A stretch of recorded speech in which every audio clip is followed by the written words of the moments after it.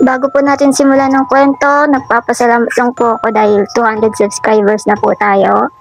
Ayun po, and sana mas dumami pa tayo. Yun lamang po, salamat. Magandang gabi po sa lahat. Ako po si Rene. Isa ho akong ordinaryong tagabantay sa sementeryo ng San Lorenzo dito sa aming bayan. Hindi ho ako pari. Hindi rin ho ako exorcist. Isa lang akong simpleng lalaki na na-assign magbantay ng sementeryo tuwing gabi. Kapalit ng kaunting sweldo, libreng pagkain, at isang barong-barong na tinutuluyan ko sa loob ng lugar. Wala namang kakaiba noong una. Tahimik ang gabi, lamok lang ang kalaban. Ilang beses na rin ako ang nagdebot sa mga nicho at mausoleo tuwing alas 10 ng gabi para lang siguraduhin walang pasaway na kabataang nagiinuman o nagdadala ng bisyo sa loob. Pero may isang gabi ho na hindi ko makakalimutan. Isang Biyernes ng alas 12 ng hating gabi, nang may mapansin akong 4 na kandilang nakasindi sa gitna ng lapida ni Aling Trining. Isang matandang babaeng sinasabing mangkukulam daw noon. Hindi ko na yun pinansin, Boss Pao. Sa tagal ko kasing nandito, marami na akong kwentong narinig tungkol kay Aling Trining. Yung iba nga, sinasabing may mga dumarating daw na bata sa mismong puntod niya tuwing gabi. At yung iba, naniniwalang hindi raw siya nailibing ng buo. Pero ang hindi ko alam, Boss Pao, ang gabing iyon pala ang magiging simula ng kabaluan ko. Lumapit ako sa 4 na kandila. Nasa 4 na sulok ito ng lapida.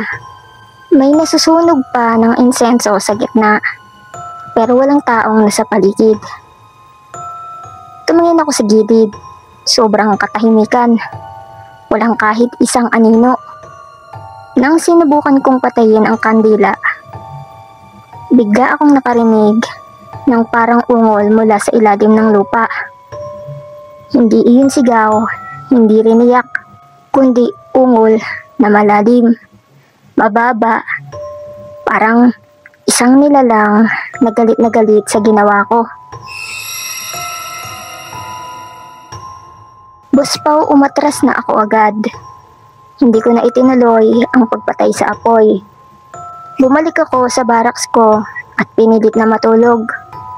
Pero hindi ako nakatulog.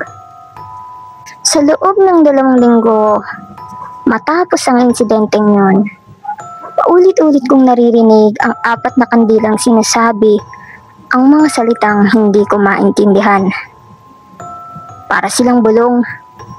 Paulit-ulit, halos palakas ng palakas bawat gabi.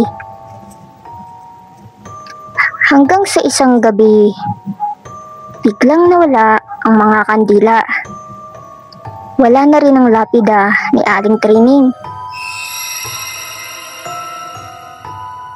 Hindi nawala ng kaba ang dibdib ko, Boss Pao. Nagsimula akong makakita ng itim na usok tuwing hating gabi. Gumagapang ito sa lupa, tumitigil sa harap ng mga bagong libing. At pagkatapos, ay parang hinihigop ang pangalan mula sa lapida.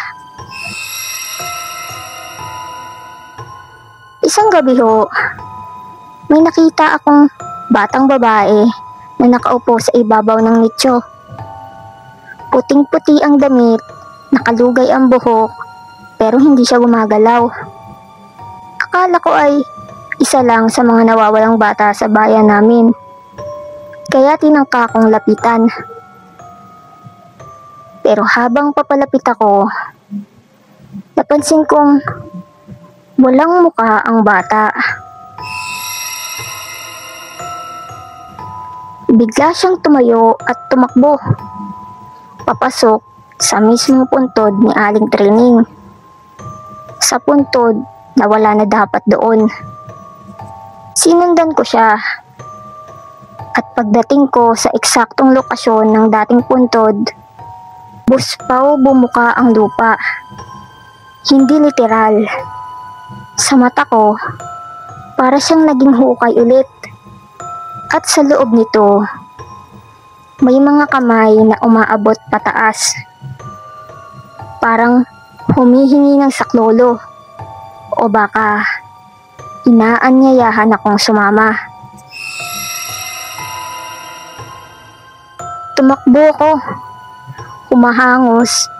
Pero kahit gaano kabilis ang takbo ko, parang hindi ako umaalis sa lugar. Parang umiikot lang ako sa iisang nicho. Ang kay Aling Trining. Tumingin ako sa relo ko.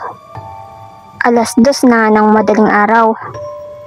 Pero nang sumilip ako ulit makalipas ang ilang minuto, 2:00 pa rin. Iyon ang gabi na parang nakulong ako sa oras. Nang bumalik ang kandila, nakita kong muling nakaayos sa lapida. Pero ngayon, may pangalan na ako roon. Rene M. Santos, 1989 to 2025. May litrato ko sa gitna at nakangiti. Buspaw doon kulang na pagtantong baka patay na ako. Pero hindi pa. Hindi pa ako patay.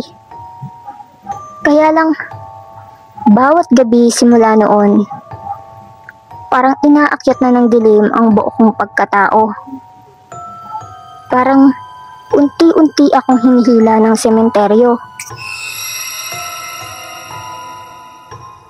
Sinubukan ko hong iwan ang trabaho, pero hindi ako makaalis.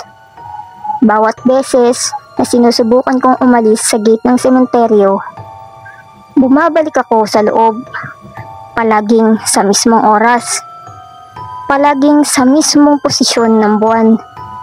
Nakakulong ako. Isang gabi, Buspaw, dumating ang isang bagong gwardya. Pinilit niyang pumasok para palitan ako. Pero bago siya makapasok, tumigil siya sa gate. Tumingin siya sa akin at sinabing, "Sir, bakit may sarili kayong lapida rito?"